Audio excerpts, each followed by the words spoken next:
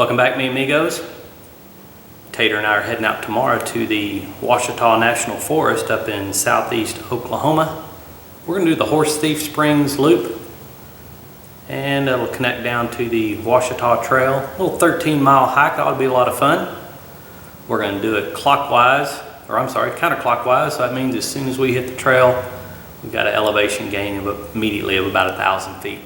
It's going to be warm. It is the 1st of June, but it is what it is. This is a date we kind of got a kitchen pass, so we're going to head on out. Thought I'd show you our loadout.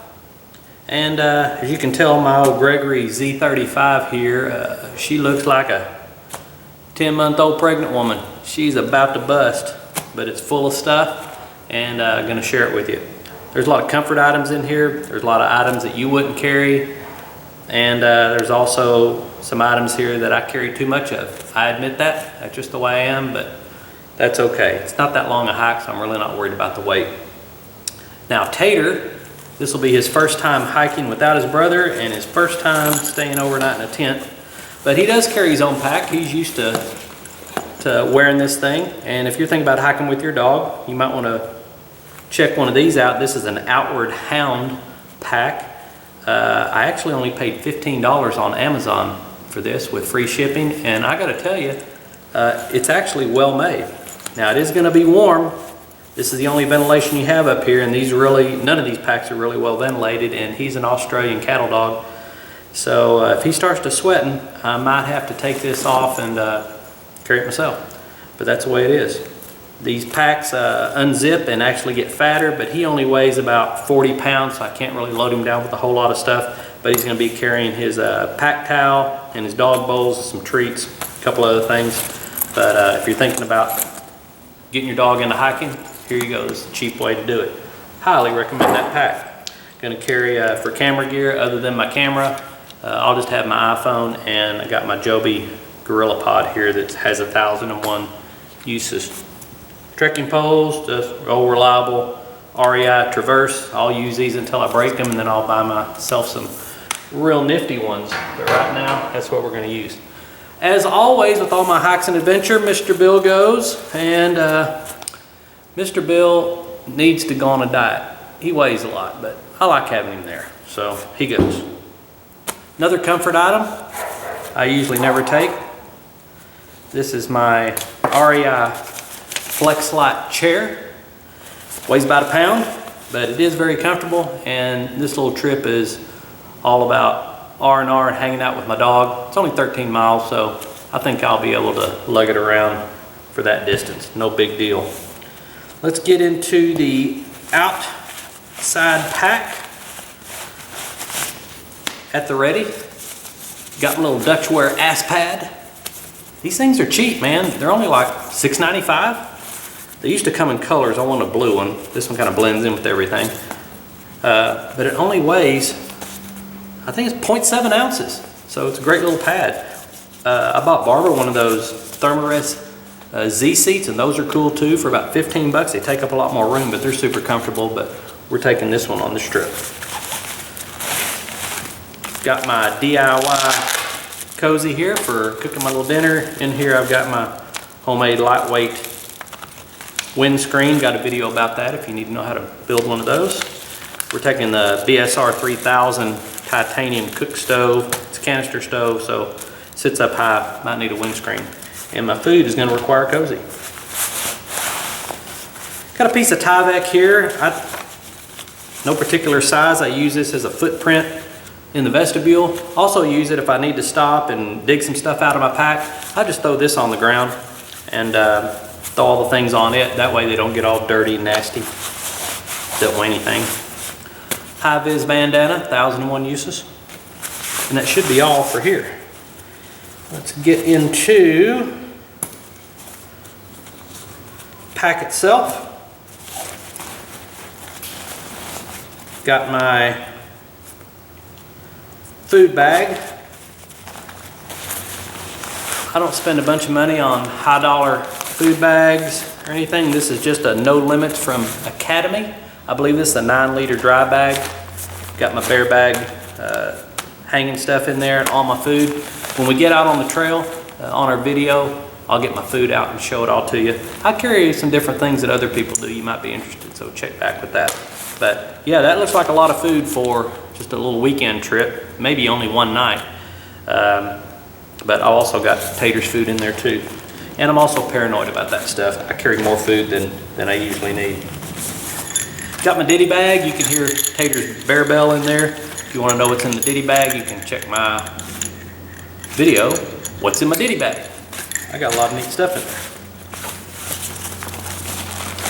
As far as extra clothes, the only thing I'm carrying is an extra shirt, extra pair of socks.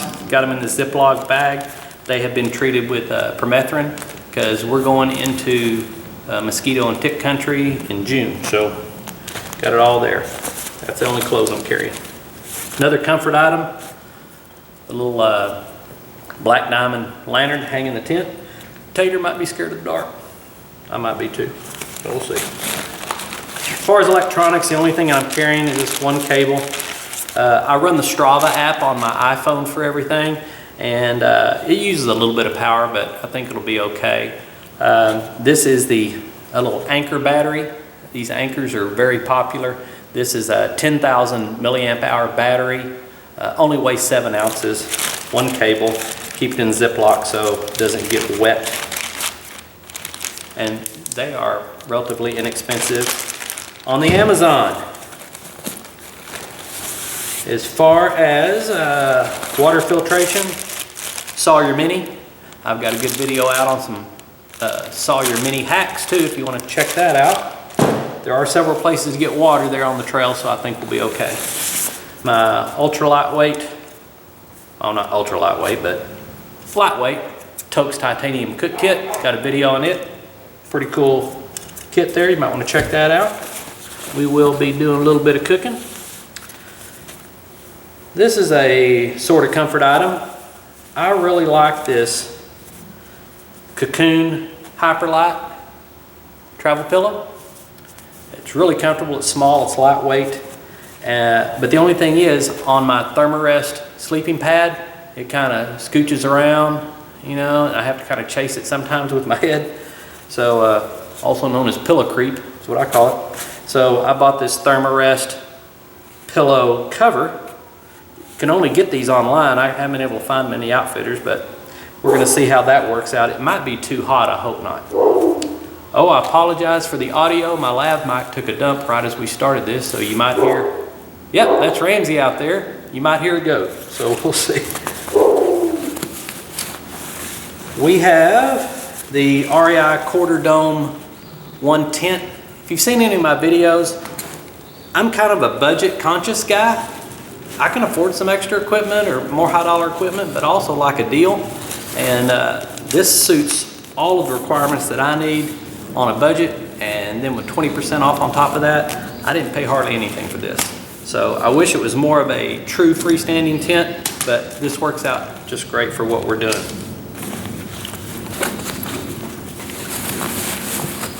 And here is the real porker, and she's stuffed down in here.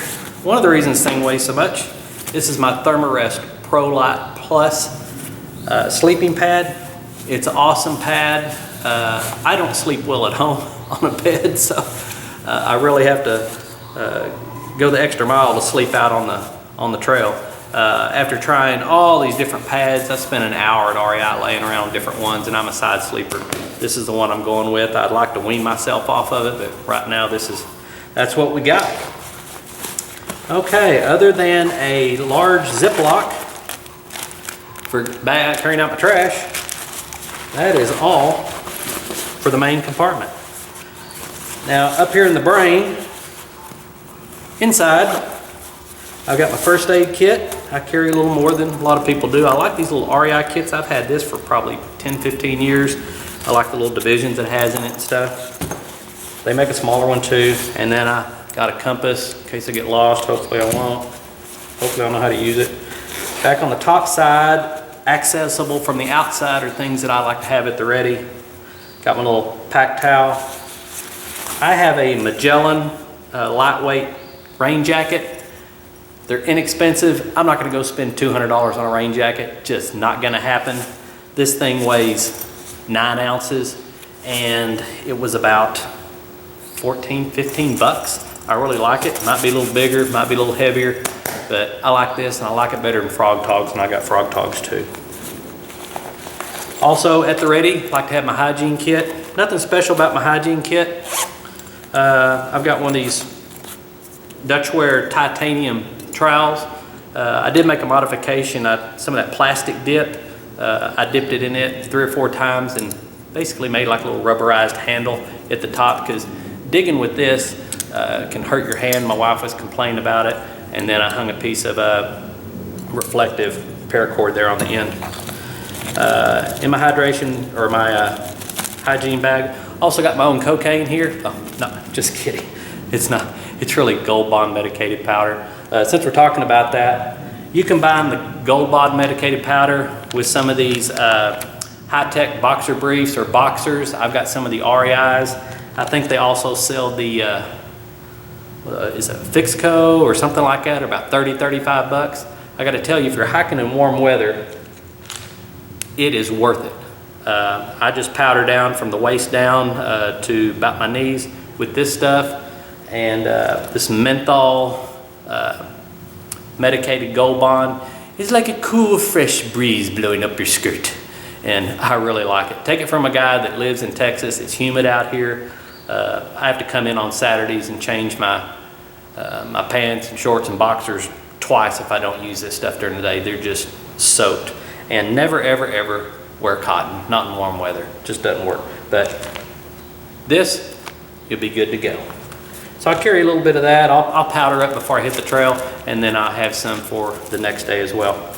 The other thing of note in here is Techno Scrub. And what this is a poison ivy soap. If you think you're going to come into contact with some poison ivy, just open this up. Instead of carrying the big bottle, just lather up with that and then rinse it off, and this take care of the poison ivy or poison oak oils, and that's what gives you the outbreak. And I am allergic to poison ivy, so kind of worried about that. Other than that, we just got the regular stuff. You know, I got my toothbrush, toothpaste, some Tums, a little deal of camp soap that I've got in an old Visine bottle. Don't need much. Hand sanitizer, wet wipes, toilet paper. But that's all together in my Hygiene kit. Nothing really tricked there. And that's it for that. We're going to be carrying 3 liters, maybe 4, I think 3 liters. 1 on each side. I had to modify this bag because when these kind of point forward, when you lean over, these come flying out on the ground. So I just put some shock cord here on the side, but I'm carrying 2 smart water bottles, 1 on each side. These Gregory packs have nice side pouches here. One side I've got my mosquito repellent and I've got my sunscreen. As far as mosquito repellent, make sure you're carrying you know, some Benz, or I've got another brand in there too. Just make sure it's 100% DEET, or in this case I think it's 99.1%. But when you're out in the woods, you don't want any of that frou-frou crap. You want the heavy duty stuff. Make sure you get some stuff with DEET. You can get this at REI or Walmart, just about anywhere in these small containers. And just gotta have that on the trail. On the other side, I'll carry some snacks in this one. Cliff Bar and a goo or 2. This extra pack here, I can put anything I want out here. I can put a point and shoot camera. And this is generally where I carry my Ruger LCP2, my 380 pistol. And I generally, if I'm hiking places I don't know where I'm going or don't know anything about surroundings, yeah, I'm usually carrying a pistol. So don't start the hating. It's just the way I roll. Up here, and I try to keep it up close to me, is my emergency whistle, and then I've got a little compass with a thermometer here. If I go rolling down a mountain or something like that, chances are my pack's still going to be attached to me, but I don't want to be digging around in it looking for my damn whistle, call for help. This is right here and I can reach it right there by me, so that's why I keep it there. So that's about it. Oh, I forgot to mention one thing, and you would have caught me on it. So where's your sleeping bag? Well, together with my Thermarest pad, I'm not carrying a sleeping bag. I'm just carrying this Cocoon says travel sheet. What it is a sleeping bag liner. This one is 100% cotton. It's relatively heavy, weighs about 100 pounds. I've taken it on a few trips. It works great. I expect it to not be any cooler than about 65 degrees at night, which is kind of what I sleep at anyway at home. And so I think this is gonna be perfect. If I get a little cold, I can always, a little chilly, I can throw on some extra clothes or something. But that's all I'm taking. This thing weighs about a pound. It's kind of heavy, but it is a good size, and it's worked great in the past. So that's what we're gonna do. So that's our loadout from the trail. Like I said, we're gonna do another video from the trail, and we'll go through the food bag, which will be kind of interesting. Make sure you check back for that. If you like what you see, don't forget to hit the like button and subscribe if you enjoy our video. Make sure you share them with your friends too. Got any comments or questions? I try to get to all that stuff on a daily basis, except maybe on the weekends, and I'll get back to you as quick as I can, because I like to hear suggestions from other people too. So until next time, you guys be safe, and Tater and I hope to see you out on the trail. Adios.